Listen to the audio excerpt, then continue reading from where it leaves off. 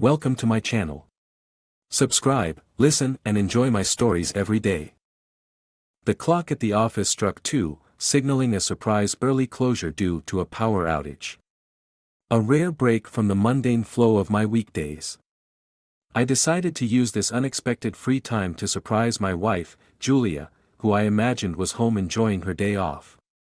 The thought of her smile as I walked in earlier than usual warmed me against the chill of the overcast day.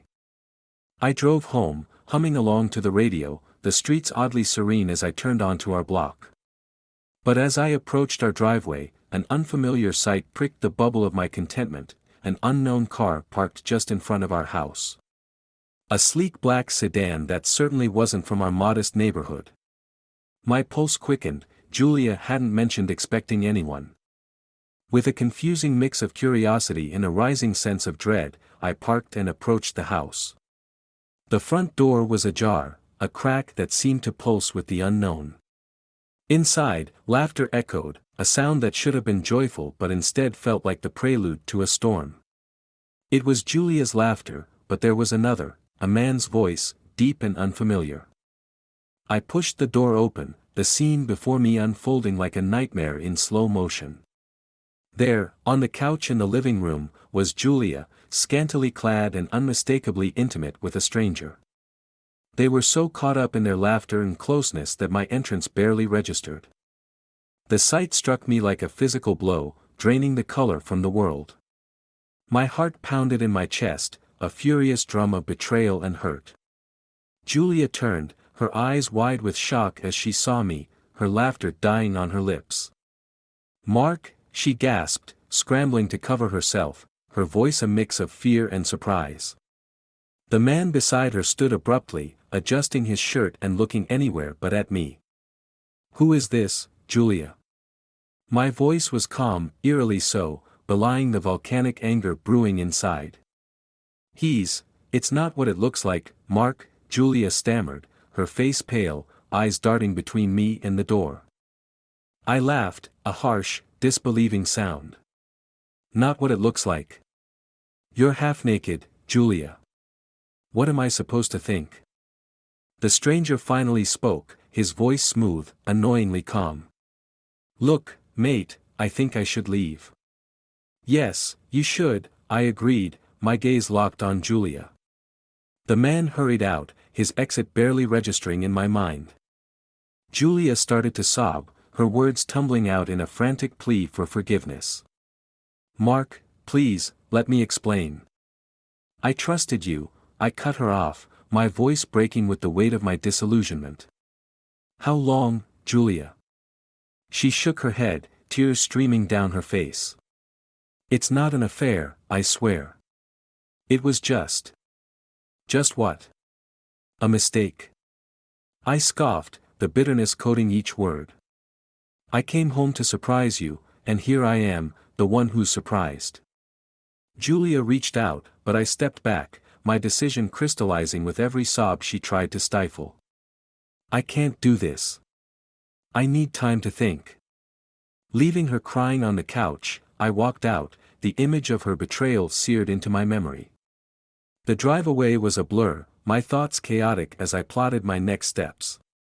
Revenge, a part of me whispered. She had shattered our vows, and for that, I would ensure she understood the depth of my hurt.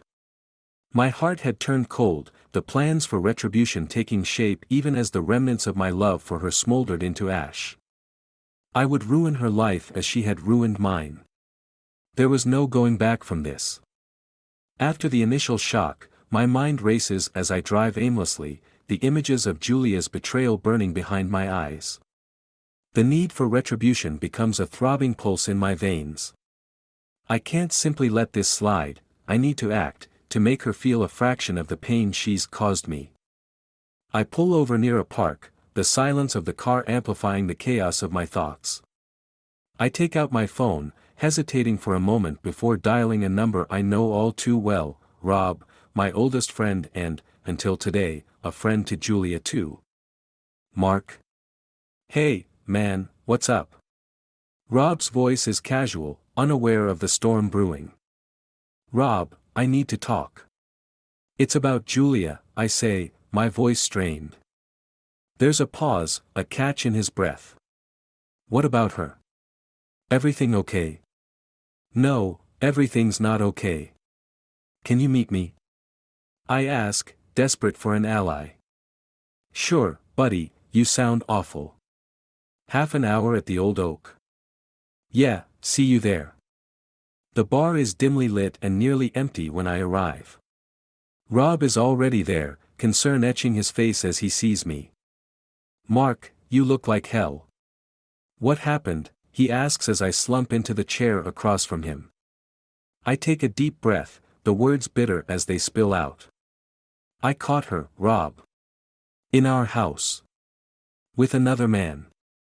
Rob's eyes widen, his hand freezing around his glass. What? Julia? Are you sure?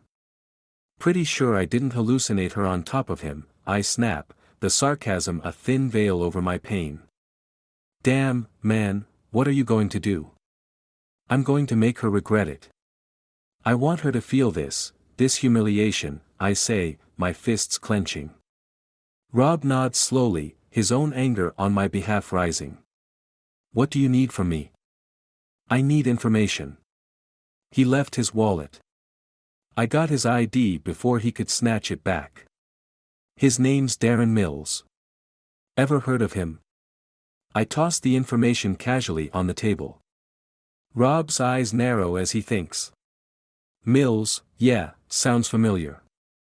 I think he's in real estate. I can find out more. Good.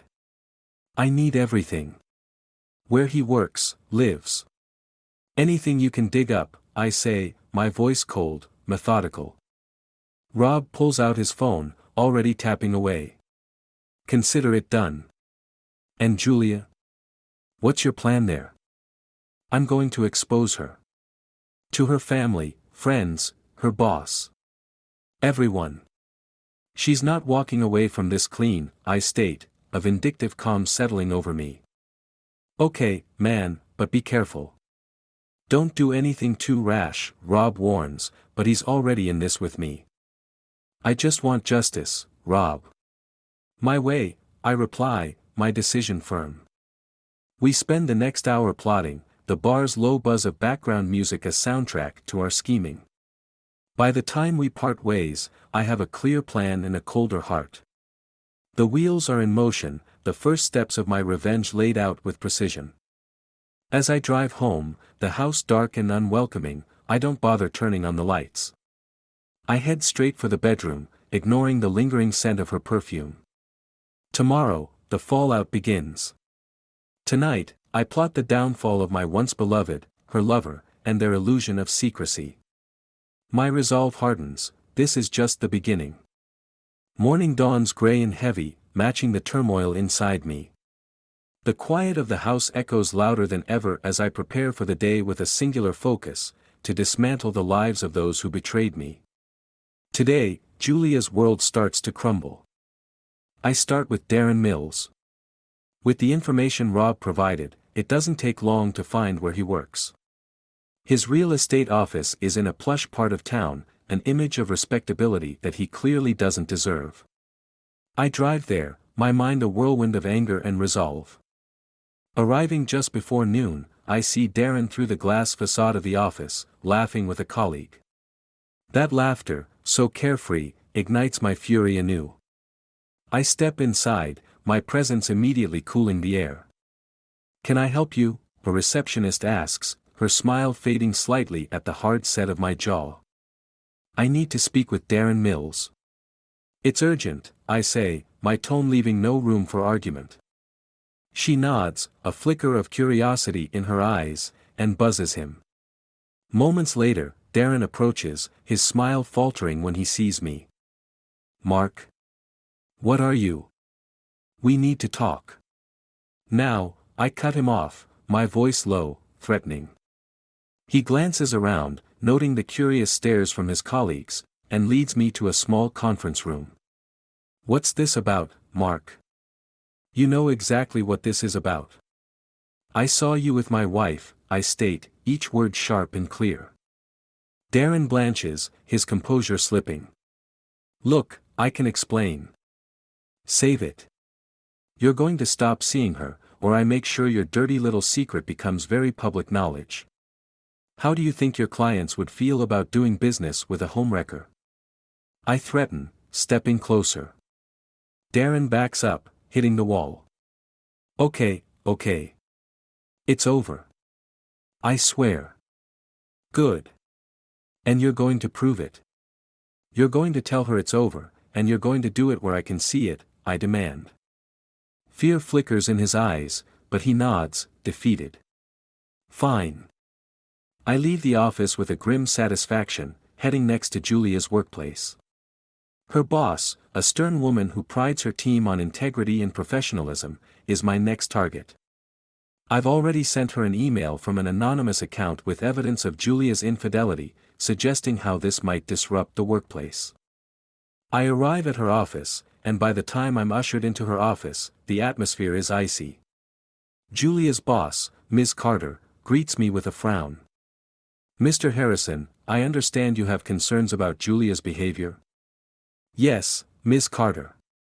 I believe her actions are not only harming me but could also tarnish your company's reputation, I explain, providing printed copies of the emails and messages I found.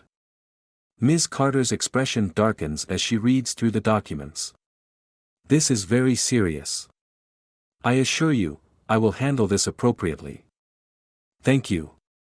I appreciate your understanding and action, I say, my tone respectful yet firm. Leaving her office, I feel the first weight lift from my shoulders, but the heaviest burden still remains. I need to confront Julia, face to face. I need to see the realization dawn on her that her actions have consequences. As I drive home, I rehearse what I'll say, how I'll dismiss any pleas for forgiveness. The house looms ahead, a battleground for the final confrontation. As I park, I see her car in the driveway, a signal that the moment of truth is upon us. I find Julia in the kitchen, her face pale, eyes red from crying. She looks up, startled, as I enter. Mark, I know everything, Julia. It's over. I've spoken to your lover, and to your boss. You've destroyed us, and now, I'm reclaiming my life, I say, each word measured and cold. She sobs, reaching out, but I step back. No, Julia. There's nothing left to say. You'll hear from my lawyer. Turning away from her broken figure, I leave the house, the echo of her cries trailing me out. The door shuts with a final click, a chapter closed. Outside, the clouds begin to part, and for the first time in days, a sliver of sunlight breaks through, hinting at new beginnings after the storm. Days have turned into weeks since the door of my old life closed, each passing moment thick with the plotting of my final acts of retribution. My once dull routine is now punctuated by the sharp strikes of revenge, each move more decisive than the last.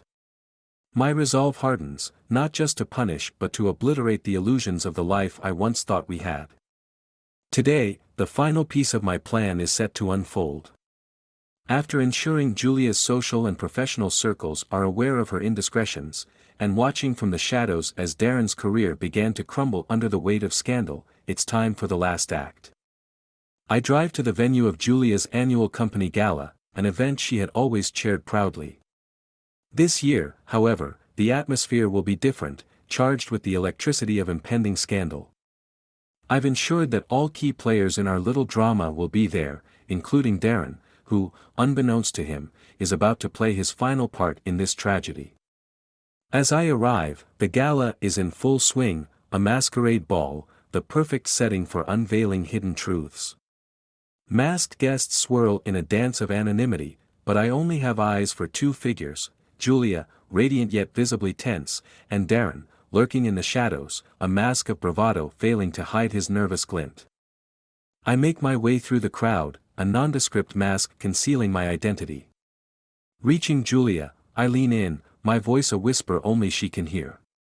Enjoying the party? Julia turns, startled, her eyes searching mine through the slits of our masks. Recognition dawns, and fear seeps into her eyes. Mark, why are you here? To give you the farewell you deserve, I say, my voice cold. Before she can respond, I turn to the stage and signal the DJ, who nods, aware of his cue. The music dies down, and I step forward, microphone in hand, my voice about to broadcast the final act of our public spectacle. Ladies and gentlemen, thank you for your attention. Tonight, while we hide behind masks, I think it's time some truths were revealed. I begin, my voice calm but loud, carrying over the murmurs of the intrigued crowd. Julia's face drains of color as she realizes what's about to happen. I continue, we all wear masks, not just tonight but every day. Some to hide our fears, some to bury our sins. I pause, letting the words sink in. Like the sin of betrayal. The crowd is silent, the air thick with tension. Tonight, we unmask two of our own. Julia, my wife, who thought she could hide her affair with Darren Mills, a respected realtor. But truth, like light, always finds a way through the cracks. Gasps ripple through the crowd as I throw images from a projector onto the large screen behind me, pictures of Julia and Darren, undeniable in their intimacy, captured from the video feed of our home. Julia tries to flee, but the crowd parts like the Red Sea, isolating her in a pool of spotlight. Darren, caught in the act, tries to slink away, but I'm not finished. And let's not forget Mr. Mills, who's built a career on trust, just like he tried to build a secret with someone else's wife. Security, previously instructed, blocks his exit. The crowd, once buzzing with festive cheer, now murmurs with scandalized fascination. As for me, I conclude, dropping the mic with a thud that echoes through the silenced room, I'm done with masks and with this charade. My last words to Julia, not needing the mic, just a cold, final whisper, consider this my final gift to you. I leave them there, exposed and humiliated, the weight of public judgment their new burden to bear. As I walk out, mask discarded, a cool night breeze greets me. There's a lightness to my steps, a freedom in the chilling air. The chapter of deception ends tonight, and with it, my ties to a past life built on lies. As I disappear into the night, the echoes of their ruined reputations are drowned out by the liberating silence of my newfound solitude.